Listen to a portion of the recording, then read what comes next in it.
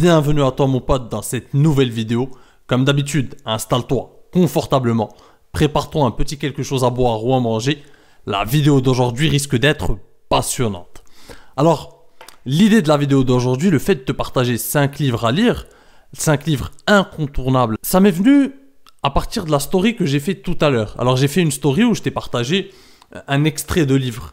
J'ai surligné un extrait que j'aimais bien dans ce livre, Influence et manipulation, et beaucoup d'entre vous m'ont demandé quel était le titre de ce livre en répondant à ma story Instagram. Et je me suis dit que de toute façon, il fallait que je fasse cette vidéo parce que je l'avais déjà promise. Vous m'avez déjà demandé quels sont les livres que j'ai lus et que je pourrais vous recommander. Et à chaque fois, par je ne sais quel procédé, j'ai oublié à chaque fois de faire cette vidéo. Aujourd'hui, je me suis dit, vas-y, il faut que je la fasse, c'est une vidéo importante. Parce que mon pote, je considère que sur cette chaîne, bien sûr, on parle beaucoup de séduction, on parle beaucoup de stratégie de séduction, on parle beaucoup du marché de la séduction, du game, de techniques de séduction, de comment te démarquer, comment décupler ton potentiel de séduction. Mais au-delà de ça, il y a le fait de devenir des hommes accomplis, d'être des hommes meilleurs chaque jour. Pour être devenir des hommes accomplis, il est important de se cultiver, de lire, d'apprendre, d'évoluer. Et pour moi, la lecture, donc, c'est quelque chose d'incontournable. Et au-delà des 5 livres, parce que je te dis 5 livres incontournables à lire, ce sont 5 livres, bien sûr, qui m'ont marqué moi. Pour moi, tu te feras toi aussi, ce n'est que mon avis personnel. Du coup, ces livres, ce ne sont que mes recommandations. Peut-être que tu ne les aimeras pas, peut-être que tu aimeras d'autres livres. L'important pour moi, c'est plus de te montrer par le biais de cette vidéo l'importance que revêt la lecture dans la vie d'un homme, dans ta vie. C'est très important. Alors, sans vouloir te donner, bien sûr, sans passer pour un donneur de leçons de morale, pour un donneur de leçons, bien sûr, et sans pour autant essayer de t'endoctriner ou t'imposer une manière de penser. Pour moi, je vais juste essayer, à mon échelle, je vais essayer de te donner goût à la lecture et de te montrer l'importance de la lecture.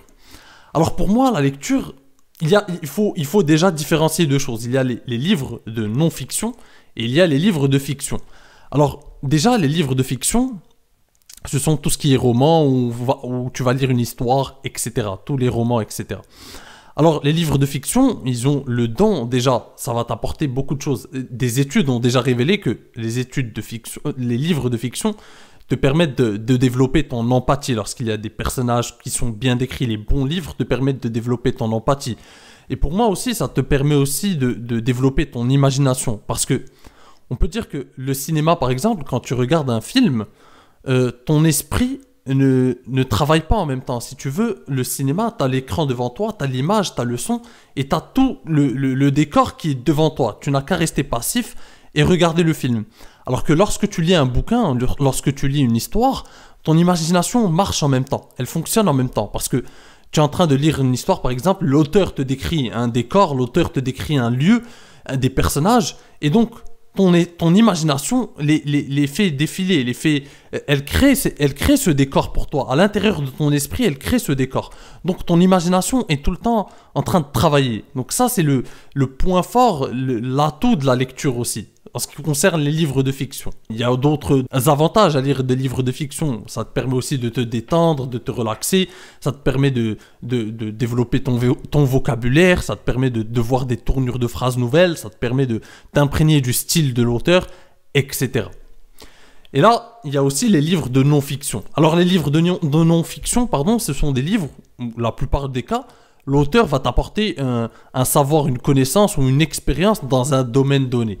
Par exemple, si tu lis un livre qui traite de marketing, on va dire, alors l'avantage de la lecture, ce qu'il y a de magique avec la lecture, c'est que ça te permet, en quelques heures ou en quelques pages, de télécharger des heures et des années d'études et de recherches de cet auteur dans ce domaine.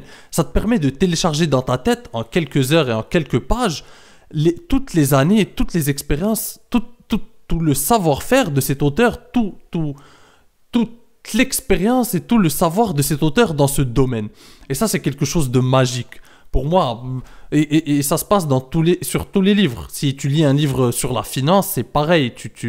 Tu apprends l'expérience de cet auteur en quelques pages ou en quelques heures.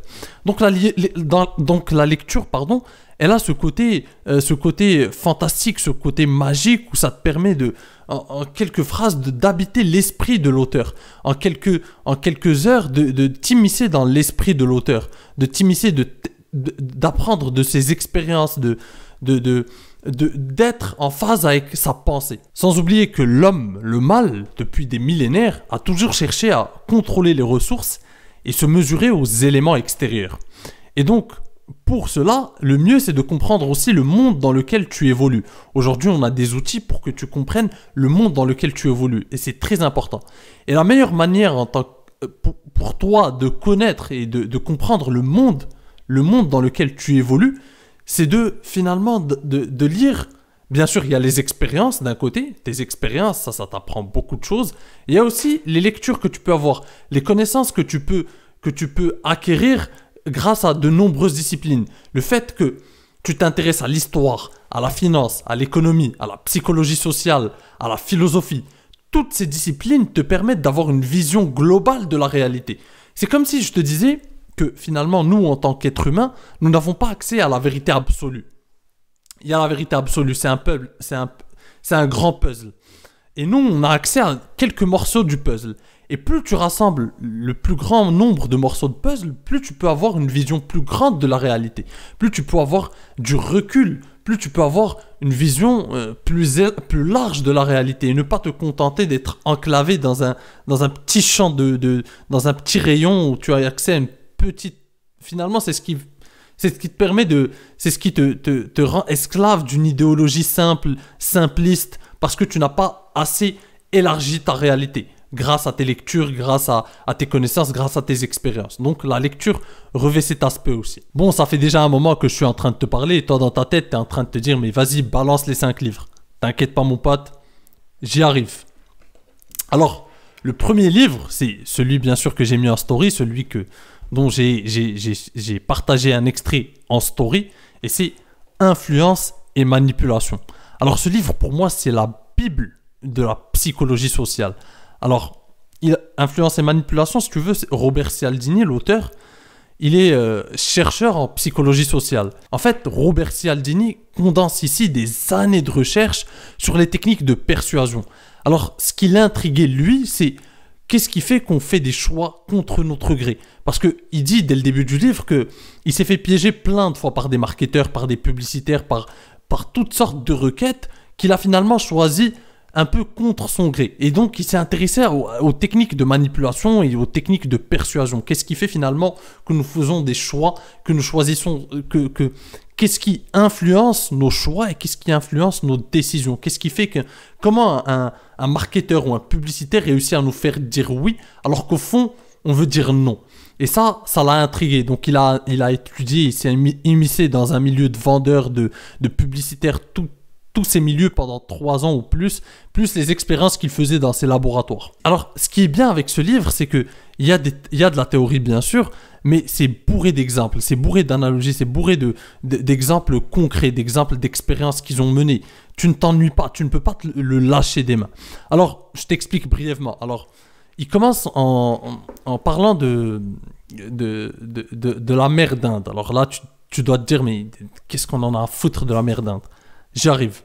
Alors, la mer d'Inde, si tu veux, en fait, c'est de l'éthologie. C'est l'étude des animaux dans leur environnement naturel. Ou plutôt l'étude du comportement des animaux dans leur environnement naturel. Alors, la mer d'Inde est une mer aimante envers ces bébés dindono, comme on dit. Mais elle réagit à un automatisme, si tu veux. Si tu veux, dès lors que le bébé dindono, on va dire, est né, il fait un son, il fait un chip chip. Et c'est grâce à ce chip chip que sa mère le reconnaît, la mère d'Inde le reconnaît. En fait, si le dindono ne fait pas le chip chip, alors sa mère va le repousser ou même pire, le tuer. Donc, en fait, elle réagit à cet automatisme. Elle ne réagit pas à d'autres caractéristiques du dindono, comme l'odeur, comme ces choses-là.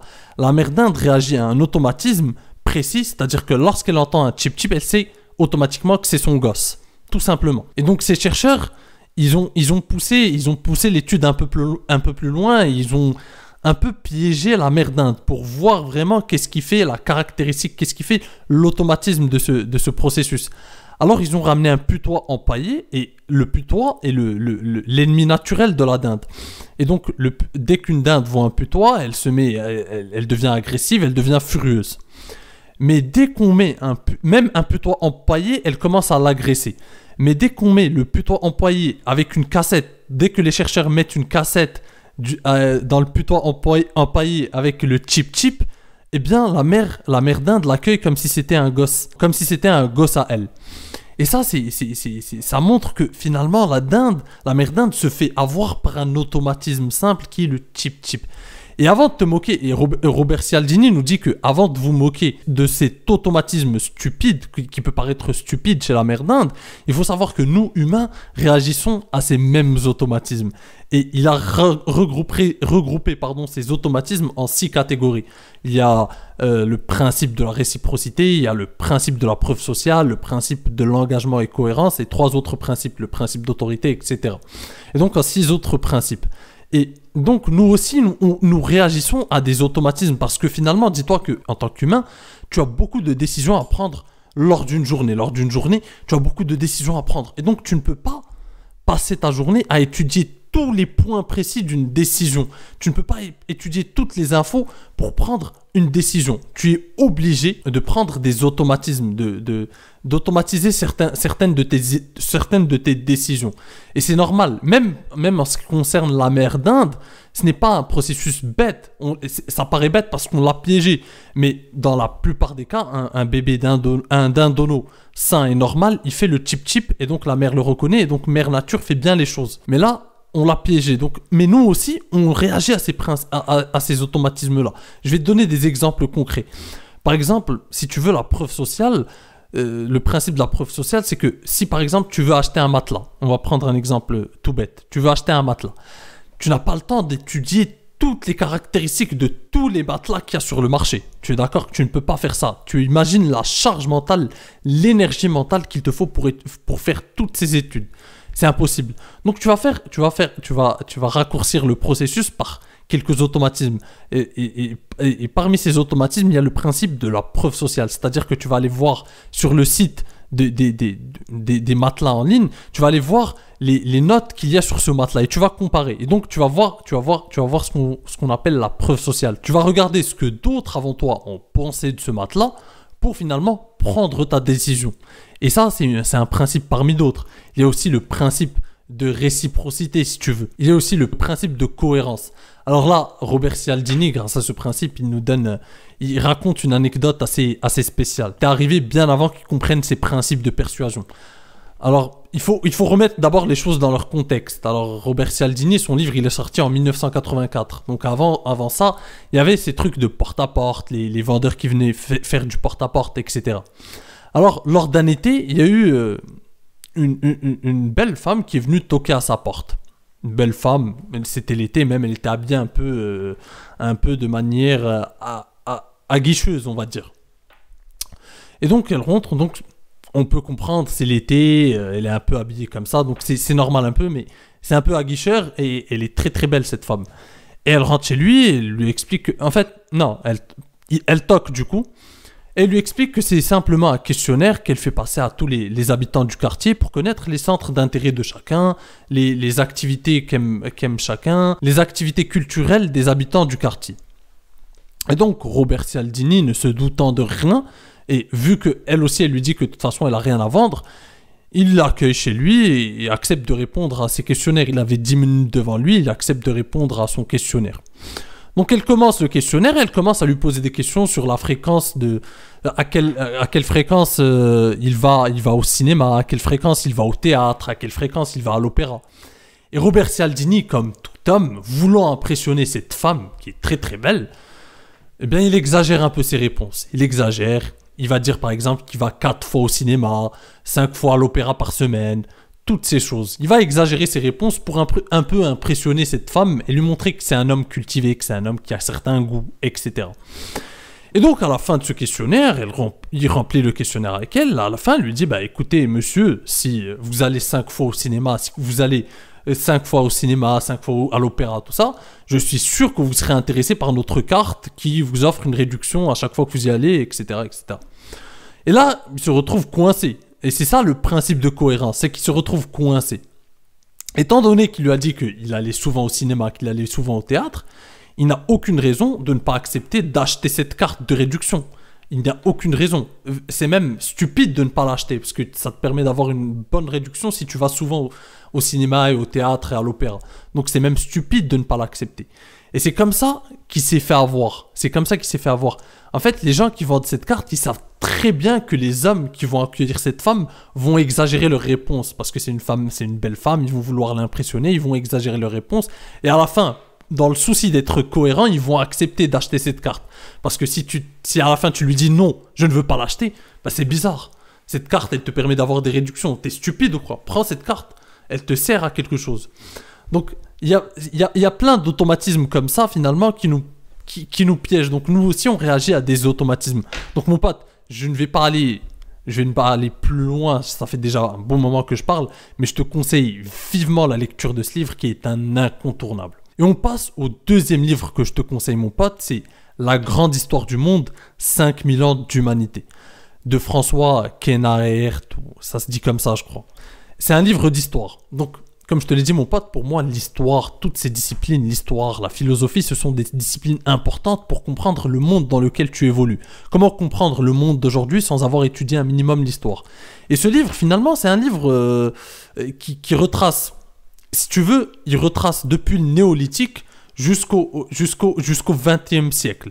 Donc c'est très intéressant. C'est pas un livre qui rentre beaucoup dans les détails, mais ça te permet d'avoir une vision globale de l'histoire du néolithique, c'est-à-dire depuis la découverte de l'agriculture, depuis ensuite avec l'invention de l'écriture qui nous permet de passer de la préhistoire à l'Antiquité, en passant par l'essor des premières civilisations, les Sumériens, l'Égypte antique, ensuite en étudiant la Grèce antique, les guerres entre la Grèce et la Perse, toutes ces choses. En fait, il est important que tu comprennes l'histoire, que tu comprennes l'évolution du monde jusqu'à nos jours, si tu veux.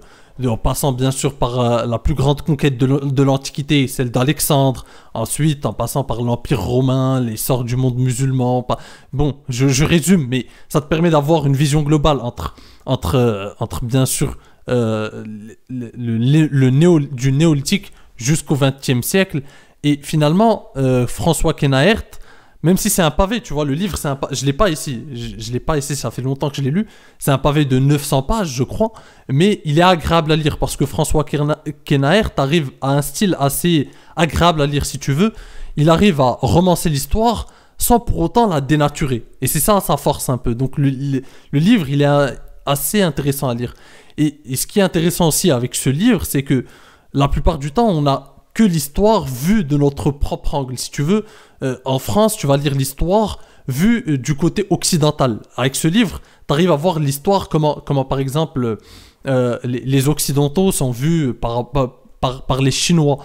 On va voir tout ça. Si tu veux, tu vas voir aussi la civilisation chinoise. Comment Confucius a influencé la culture chinoise et l'histoire chinoise, etc. Donc c'est un livre vraiment que je te recommande à lire. Il n'est pas dur à lire, il est agréable à lire et ça te permet d'avoir une vision globale de l'histoire. Après, bien sûr, tu peux aller t'immiscer et approfondir certains sujets grâce à d'autres livres que je te recommanderai si tu veux. Tu me le dis dans les commentaires et je te recommanderai aussi. Et on passe au troisième livre que je voudrais te recommander, qui n'est autre que le livre de Scott Peck, Le chemin le moins fréquenté.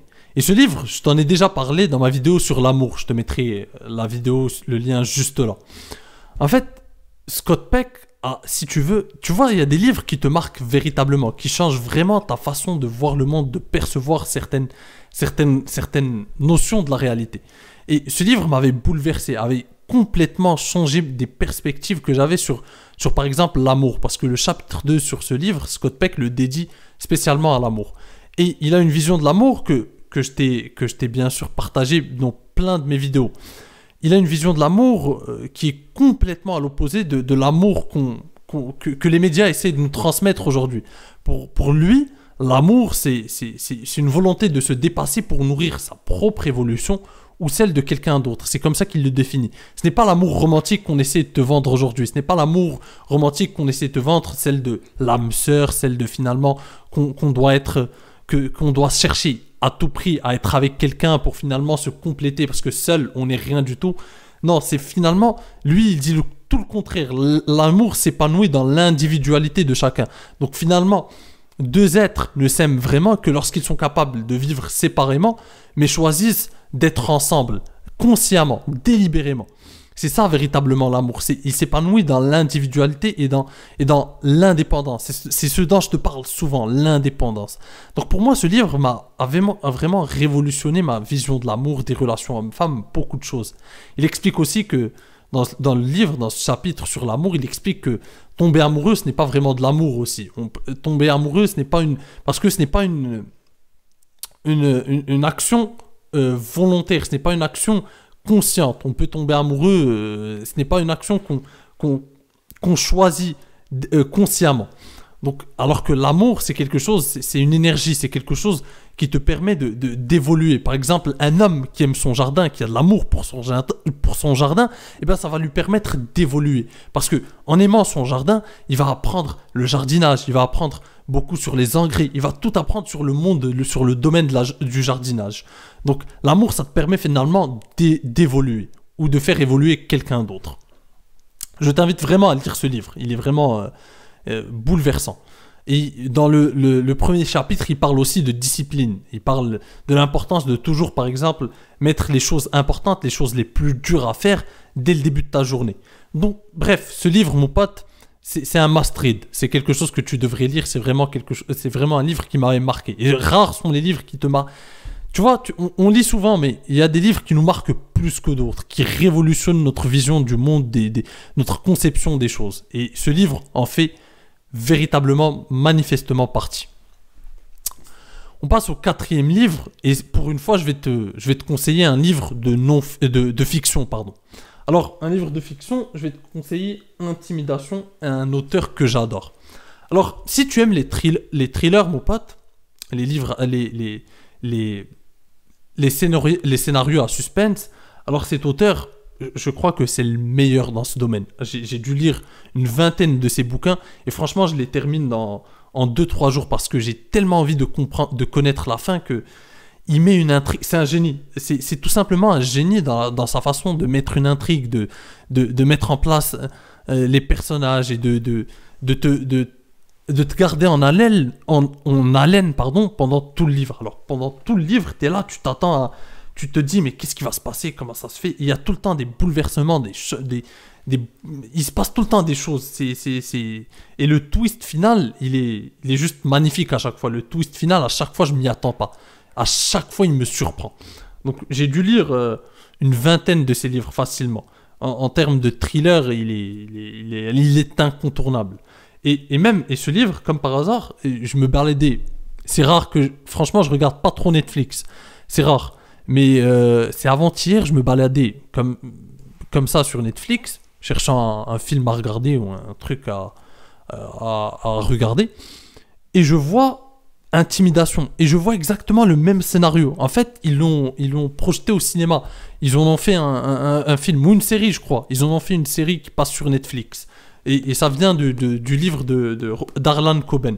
Alors, je te conseille vivement cet auteur, parce que tu vas adorer lire ses livres. C'est passionnant, tu les lis. Franchement, si tu voyages, par exemple, tu te dis, t'as 3 heures d'avion, ou t'as 5 heures de train, tu lis un de ses livres, le trajet, tu le vois même pas, franchement.